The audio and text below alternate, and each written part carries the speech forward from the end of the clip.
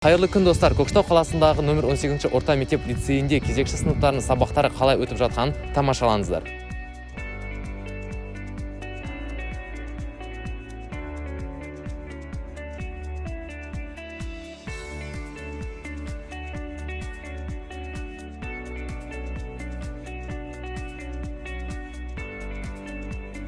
Біздің балалар мектепке келгеніне өте қуаныштымыз. Мұғалімдермен жұмыс істеп жүргеніне, мұғалімдер өздері білім беріп отырғандарына, бір-бірімен оқушылар көрісіп, білім алып жатқанына соған қуаныштымыз.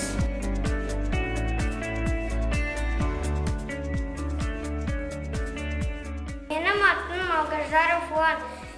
Маған мектепте оқуға ұнайды. Мен апайларды шағындым. Екінші А сынып оқушысы Серпай Ярулна. Жазғы демалысым жақсы өтті. Мұғалімді шағындым. Мен Қапар Ақназармын. 4-ші А сыныбының оқушысымын. Мен оқушыларды, мұғалімді өте сағындым. Мектептен келдім. Өте қуаныштымын.